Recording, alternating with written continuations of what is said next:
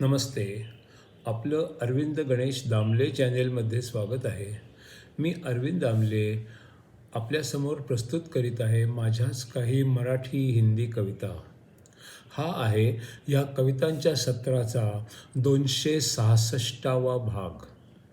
ह्या आपल्याला पसंत पडल्या तर चॅनेलला सबस्क्राईब करा, लाईक करा, शेअर करा आणि बेल आयकॉन दाबायला विसरू नका. तर पहिली मराठी कविता अशी आहे. रडत असताना 5 महिन्यांच्या बाळाला काय हवे आहे असे त्याला वाटत असेल, असा प्रश्न मी अनेकांना विचारला आणि प्रत्येकाचे उत्तर त्यांना साजेसेच होते. ते असे. रडत असताना एका 5 महिन्यांच्या बाळाला काय हवे आहे असं वाटत असेल, असा प्रश्न मी अनेकांना विचारला. प्रत्येकाचे उत्तर त्यांना साजेसेच होते. ते असे. शाळेतली मुलं म्हणाली की त्याला खेळावेसे वाटत असेल. त्याची आई म्हणाली की त्याला नवीन कपडे घालावेसे वाटत असतील. त्याचा दादा म्हणाला की त्याला पाणीपुरी, भेळ असे काहीतरी खावेसे वाटत असेल. बाबा म्हणाले की त्याला कारमधून भटकून यावेसे वाटत असेल. त्याच्या आईची धाकटी बहीण म्हणजे मावशी म्हणाली की त्याला लग्न करावेसे वाटत असेल. त्याची आजी म्हणाली की मी त्याला खेळवते आहे तसे त्यालाही नातवंडांना खेळवावेसे वाटत असेल. आजोबा म्हणाले की म्हातारो झालो तरीही चेहरा तरुणच दिसावा म्हणून त्याला कदाचित प्लास्टिक सर्जरी स्वतःची करून घ्यावी असे वाटत असेल. रडत असतानाच्या 5 महिन्यांच्या बाळाला काय हवे आहे असे वाटत असेल, असा प्रश्न मी अनेकांना विचारला.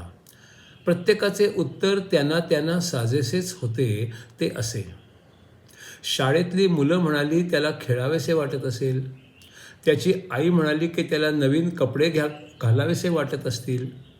त्याचा दादा म्हणाला की त्याला पाणीपुरी, भेळ असे काहीतरी खावेसे वाटत असेल.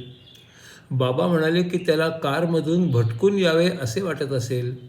मावशी म्हणाली की त्याला लग्न करावेसे वाटत असेल. आजी म्हणाली की मी त्याला खेळवते आहे तसे त्यालाही नातवंडांना खेळवावेसे वाटत असेल. आजोबा म्हणाले की म्हातारे झालो तरीही चेहरा तरुणच दिसावा म्हणून त्याला प्लास्टिक सर्जरी स्वस्त व्हावी असे वाटत असेल. आता दुसरी कविता आहे. लोक म्हणतात की मी नेहमी तक्रारच करतो. काही चांगलं झालं तरी तक्रारच करतो. मी कधीच खुश नसतो. मी म्हणतो की ते तक्रार करणं नसतं. काही चांगलं झालं तरी ते मला ते आणखी चांगलं व्हावं असं वाटणं असतं. लोक म्हणतात की मी तक्रारच करतो. काही चांगलं झालं तरीही तक्रारच करतो. मी कधीच खुश नसतो. मी म्हणतो की ते तक्रार करणं नसतं.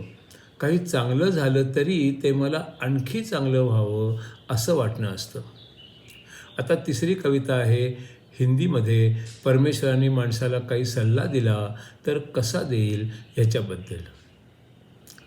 तेरे माध्यम से मुझको काम करने देना. तेरे माध्यम से मुझको काम करने देना. मेरा प्रेम और उजाला दुनिया में फैलाना. मेरा प्रेम और उजाला दुनिया में फैलाना. मुझसे शुरू हुए थे तुम और फिर भटक गए. मुझसे शुरू हुए थे तुम और फिर भटक गए.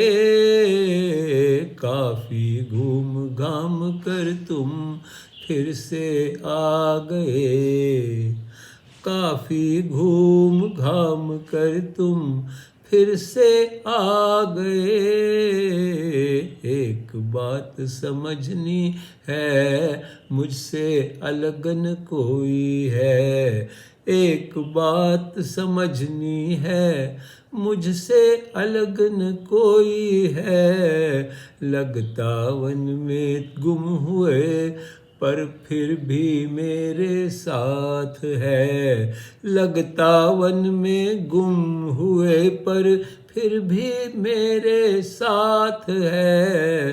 तुम्हारी कोई इच्छा हो या कोई भी सपना हो, तुम्हारी कोई इच्छा हो या कोई भी सपना हो, याद रहे कि सबसे तुम किसी तरह भी अलग न हो।